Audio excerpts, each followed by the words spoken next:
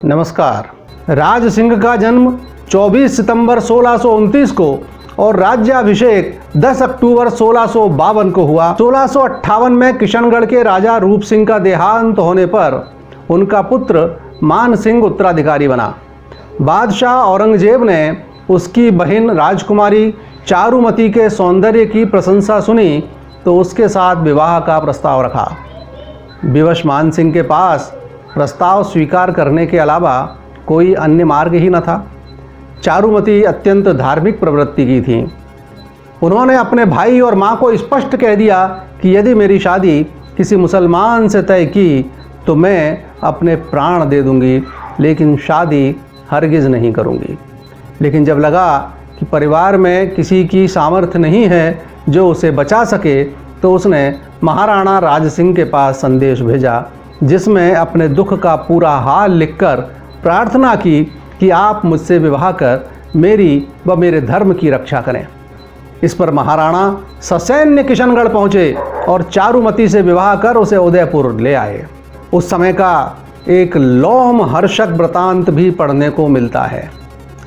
इधर राणा राज सिंह शादी के लिए रवाना हुए तो उधर से औरंगजेब भी सेना लेकर शादी रुकवाने या यूं कहें कि स्वयं शादी करने को रवाना हुआ।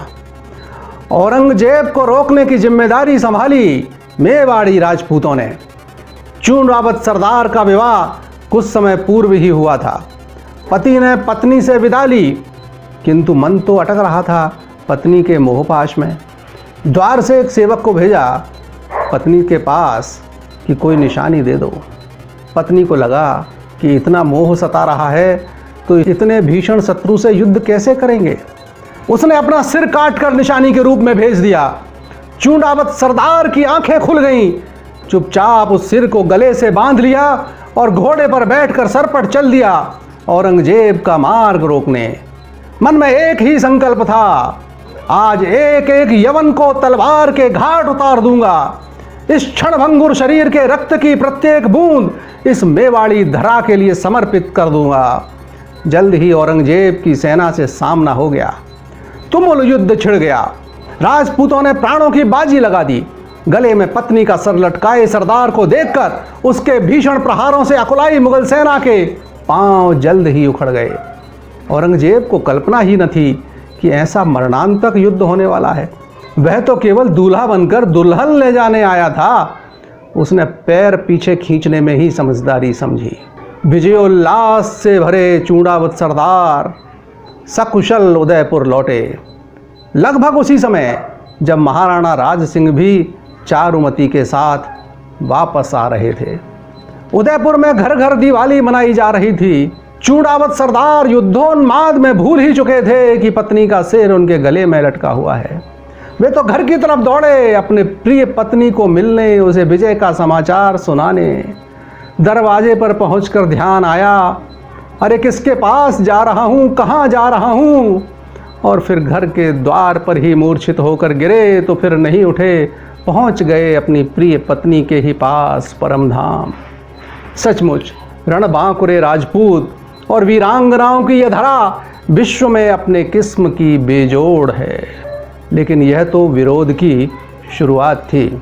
जब औरंगजेब ने अहमदाबाद का चिंतामणि मंदिर, काशी विश्वनाथ मंदिर, सोमनाथ मंदिर व मथुरा में केशव राय मंदिर ध्वस्त करने के बाद गोवर्धन में वल्लभ संप्रदाय के द्वारकाधीश मंदिर की मूर्ति तोड़ने की आज्ञा दी, तो राज सिंह उस मूर्ति को मेवाड़ ले आए और कांक डोली में उन्हें प्रतिष्ठित कर दिया। इसी प्रकार जब श्रीनाथ जी के गोसाई वृंदावन से मूर्ति लेकर बूंदी, कोटा, पुष्कर, किशनगढ़ तथा जोधपुर गए, किंतु किसी ने उस मूर्ति को अपने राज्य में रखना स्वीकार नहीं किया, क्योंकि सब औरंगजेब से भयभीत थे। तब गोसाई दामोदर के काका गोपीनाथ राज सिंह के पास आए। महाराणा ने कहा कि आप प्रसन्नता से श्रीनाथ जी को मेवाड़ ले आओ।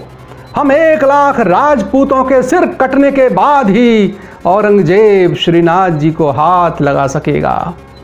तब वह मूर्ति मेवाड़ आई और सिहाड़ नाथ द्वारे में स्थापित की गई। बंधुओं, औरंगजेब के क्रोध का ठिकाना नहीं रहा। राज सिंह थे कि लगातार आग में घी डाले जा रहे थे। जब औरंगजेब ने हिंदुओं पर जजिया कर लगाया और दिल्ली में शुक्रवार को बादशाह के नमाज पढ़ने जाते समय जजिया हटाने की मांग करने वाले हिंदुओं को हाथियों से कुचलने का समाचार राज सिंह को मिला तो उन्होंने सीधा एक पत्र औरंगजेब को लिख भेजा, जिसकी अंतिम पंक्तियां कुछ इस प्रकार थीं। यदि आप इस कानून के लिए उतारू ही हैं तो सबसे पहले हिंदुओं के मुखिया राम सिंह से जजिया वसूल करें, उसके बाद मुझ खैर ख्वाह से चींटी और मक्खियों को पीसना वीर पुरुष के लिए शोभा नहीं देता, अनुचित है। जिस राम सिंह का पत्र में उल्लेख था वह तत्कालीन जयपुर नरेश थे। औरंगजेब को चिढ़ाने वाला सबसे महत्वपूर्ण प्रसंग भी शीघ्र सामने आ गया। जोधपुर के महाराज जसवंत सिंह जी के देहांत के बाद रानियों सहित उनके अवयस्क पुत्र अजीत सिंह को औरंगजेब ने मारने या मुसलमान बनाने का प्रयत्न किया, किंतु वीरवर दुर्गादास राठौर के कारण उसकी दाल नहीं गली, उसकी योजना असफल हो गई। वह प्रसंग आप दुर्गादास राठौर वाले वीडियो में देख सकते हैं, जिसकी लिंक इस वीडियो के अंत में हम दे रहे हैं। दुर्गादास बालक अजीत सिंह को लेकर राज सिंह के पास पहुंच गए। बादशाह का गुस्सा सीमा पार कर गया। उसने पहले तो पत्र लिखकर उन्हें अजीत सिंह को सौंपने बाबत लिखा और न मानने पर 3 सितंबर 1679 को युद्ध के लिए दिल्ली से प्रस्थान कर दिया। उसके बाद यह संघर्ष लगातार लंबे समय तक जारी रहा। महाराणा ने आजीवन हार नहीं मानी, मानो प्रताप का पुनर्जन्म हुआ हो। वे ही अरावली की पहाड़ियाँ, वे ही भील, वही छापामार युद्ध, लेकिन उनका क्रोध उनका सबसे बड़ा शत्रु बना। जिस बहुपत्नी प्रथा का मैं उल्लेख पूर्व में कर चुका हूँ, उसके दुष्परिणाम यहाँ भी सामने आए। एक रानी के भड़काने के कारण उनके हाथ से एक कुंवर की हत्या हो गई। इतना ही नहीं तो फिर वास्तविकता ज्ञात होने पर रानी और उसके पुरोहित की हत्या जैसे जघन्य कृत्य भी उनके हाथ से हुए। पश्चाताप की आग में जलते हुए धर्माचार्यों से प्रायश्चित का तरीका पूछा तो उन्होंने तालाब बनवाने और युद्ध क्षेत्र में प्राण त्यागने का सुझाव दिया। फलस्वरूप बना राज समुद्र का विशाल तालाब और युद्ध तो सतत चल ही रहा था, किंतु प्रायश्चित पूर्ण नहीं हो सका। युद्ध क्षेत्र में मृत्यु उनके भाग्य में नहीं थी। कुंभलगढ़ के नज़दीक ओढ़ा गांव में उनका देहांत हो गया।